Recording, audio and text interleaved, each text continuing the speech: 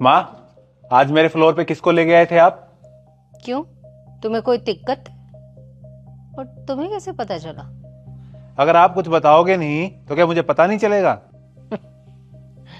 तुम्हें कैसे नहीं पता चलेगा? जब मेरा नहीं किया हुआ तुम्हें बताया जाता है, फिर आज तो मैंने किया है, वो तो तुम्हें बताया ही गया होगा। ये सब छोड़िए, आप ये बताइए कौन थे वो लोग और मेरे फ्लोर को क्यों दिखा रहे थे आप? मैं नीचे का फ्लोर किराए पर दे रही हूँ, और क्यों दे रही हूँ ये तुम्हें बताने की कोई जरूरत नहीं है, क्योंकि तुम तो शायद खुद ही ज्यादा समझदार हो। पर आपको अच्छे से पता है ना, नीचे वाले फ्लोर पे हम रहते हैं, आप उसको किराए पे कैसे दे सकती हैं? आपकी मर्जी नहीं चलेगी माँ। क्यों नहीं चलेगी मेरी मर्जी? ये घर मेरा है, मैं जो चाहे वो कर सकती हूँ। अरे कमाओ पूत के होते हुए माँ बाप को हर चीज के लिए तरसना पड़े, इससे ज्यादा शर्म की बात कोई हो सकती है? तुम दोनों अपना सामान उठाओ और कोई नया ठिकाना ढूंढो। लोग सोचते हैं बच्चे बड़े हो जाएंगे तो बुढ़ापा अच्छा निकलेगा, लेकिन उन्हें क्या पता कि उनका बुढ़ापा सुधरने के बजाय बिगड़ जाएगा। ये घर मेरा है, मैं जो चाहे वो कर सकती हूँ, देखती हूँ मुझे कौन रोकता है। अरे माँ, आप ये कैसी बातें कर रहे हो अपने बेटे से? बेटा? कौन बेटा? किसका बेटा? माँ जैसा सम्मान देते हो मुझे? ये रिश्ता बहुत पहले टूट चुका है संजू। बहुत पहले? कब? अच्छा, भूल गए? सूखी रोटी चबाने में बड़ी समस्या होती है, दांतों से कटती नहीं है।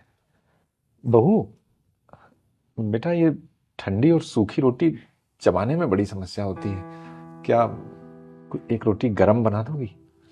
नहीं चबाई जाती तो मैं क्या करूं? बोल दिया करो ना इनको, सारा दिन घर में बैठे बैठे करती भी क्या है, बना देंगे आपके लिए गरम गरम रोटियां।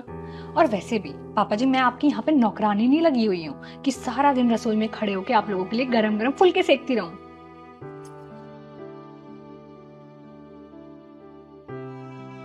जो बोला सब लेके आना, भूल मत जाना, ठीक है? बेटा, मेरी ये महीने भर की दवाई लेता आइए।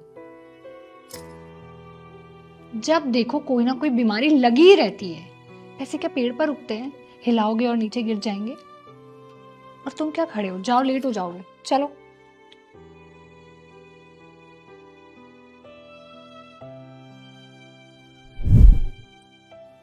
माँ, उसके लिए मैं आपसे सॉरी बोलता हूँ। आप देखिए ना, अपना घर होते हुए आपका बेटा आपकी बहू ऐसे रोड पे घूमेंगे, धक्के खाएंगे, आपको अच्छा लगेगा? किसका घर? ये घर मेरा है, कुछ नहीं है तुम्हारा यहाँ पर। और अभी थोड़ी देर पहले तुम दोनों तो मुझे खाने को हो रहे थे, अब क्या हुआ? निकल गई है कड़ी? घर से जाने को बोला तो निकल गई? मम्मी जी, हमें माफ कर दीजिए, हमसे गलती हो गई, हम आगे से ऐसे कभी भी नहीं करेंगे, हम आपके ही तो बच्चे हैं। देखो, अब ये मगरमच्छ के आंसू बहाने का कोई फायदा नहीं है।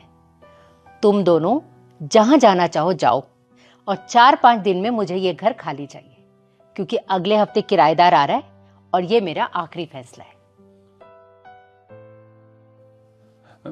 पापा, आप कुछ क्यों नहीं बोलते?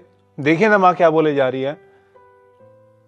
बेटा, घर छोड़ने के नाम पर तुझे सारे रिश्ते याद आने लगे। वहीं बहू जब मां को तड़ातड़ जवाब देती है, मुझसे बदतमीजी करती है, और मैं जब कुछ कह दूं तो मुझे भी 4 बातें सुना देती है, तब तुम्हारे इसी मुंह पर ताला क्यों लग जाता है?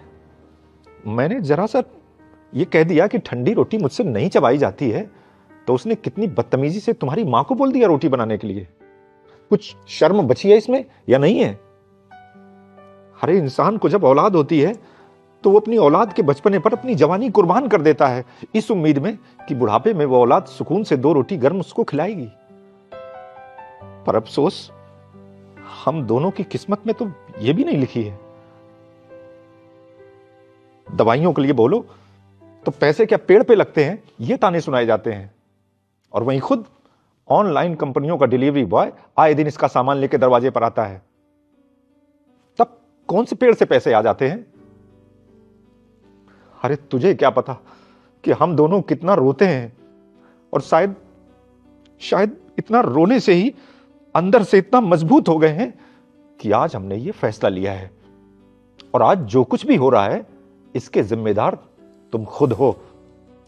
बेटा, वो टाइम चला गया जब बच्चे माँ बाप पर ज्यादतियां करते थे और माँ बाप भी उनकी ज्यादतियां सहते हुए दम तोड़ देने को विवश हो जाते थे।